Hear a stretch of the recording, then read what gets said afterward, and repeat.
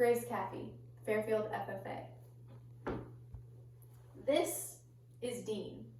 Dean is an Indiana farmer. Over the past 50 years, Dean has milked cows, fed steers, grown corn, soybeans, wheat, and alfalfa. 2 years ago, Dean and his wife were recognized by the governor as the owners of a Hoosier sesquicentennial farm, meaning that Dean's family has farmed that land for 150 years. In fact, Dean built his own home right next to the house he grew up in. The couple also raised 3 children on that farm. His 2 oldest daughters are college professors, and his younger son, a software engineer. While Dean loves the agricultural industry, he's ready to slow down, spend more time in Florida and less time worrying about the price of corn or when rain is coming. Dean is ready to retire. He wants to make sure that his family's legacy is preserved. With all 3 children pursuing careers outside of the farm, how will he accomplish this worthy goal? In America, the average age of a farmer is 57 years old. In Indiana, the average age of retirement is 63. Dean is 71. This means that he is not alone in his desire to retire from farming. Many retiring farmers wish to see their farms continue as a viable concern. Because 94% of farms are family-owned, it can be difficult for these farmers to imagine passing the farm down to anyone who's not related to them. Remember, Dean's farm is a sesquicentennial farm, and he marks the 3rd generation of his family to till that land. What options do farmers like Dean have when their family are all pursuing other career paths? According to Andrew Brandon, an attorney with the North Carolina Farm Transition Network, a logical first step to any successful farm succession plan is to take an in-depth look at who is being considered to take over the farm. Often, the first consideration goes to a family member. Farmers like Dean don't always have that option. So, for a future-minded agricultural producer who enjoys helping others, another consideration can be given to a local young person with the desire and determination to farm. This should be someone that the farmer has known for some time and has had the opportunity to observe their work ethic.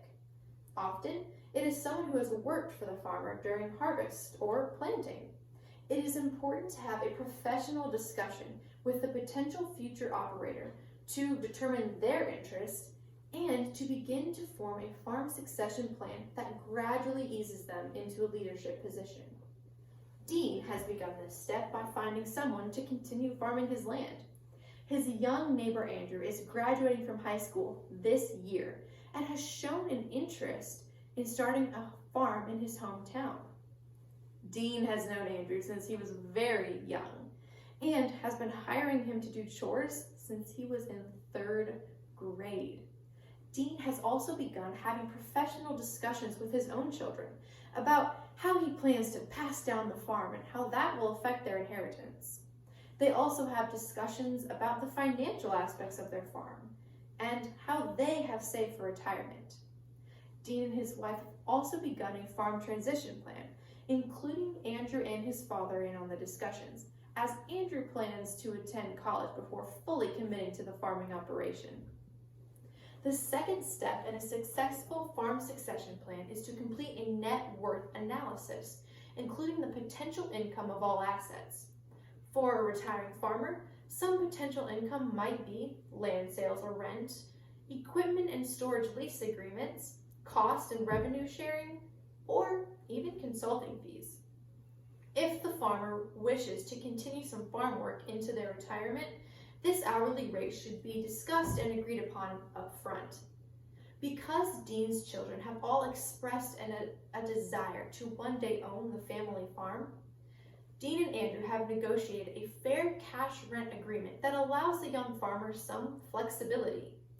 Dean and Andrew also worked together to inventory tools and equipment, determining which pieces would be critical for ongoing operations.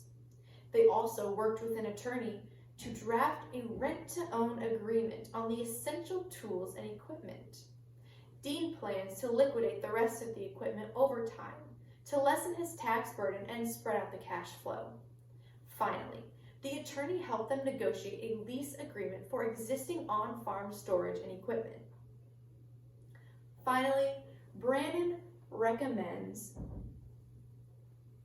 to consider what tools you will use to pass down assets, income, and management. An important part of this step is building a team. The team should include a publicly certified attorney, an accountant, and the farmer's family. This team helps to navigate the transition and overall leads to a smoother experience. Before meeting with these professionals, it is important to have a plan, and they will help you implement it. The North Carolina Farm Transition Network is an extremely helpful resource because it has sources about farm succession plans from all over the country. Dean's team included an accountant, an attorney, and they also consulted an appraiser. Not only this, they also used a Purdue website to look at cash rent models. The process took about 6 months, from June to December. Dean isn't just a farmer I know. Dean is my grandfather. I have often heard many discussions about the farm, and I grew up playing in the haymow of his old barn. Andrew and I often played together when we were younger.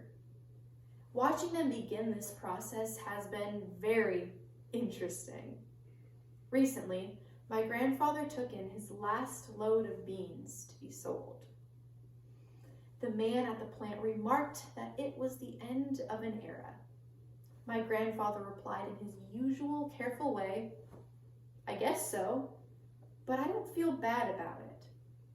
From my grandmother's perspective, a gradual transition was the best option because the equipment is close by and my grandfather can still help with repairs. "Much better than an auction," she said. "It would be too hard to see everything going." By picking a successor, completing a net worth analysis, and building a team, my grandparents have been able to successfully begin a farm succession plan that will allow their farm to continue to be used to feed the nation.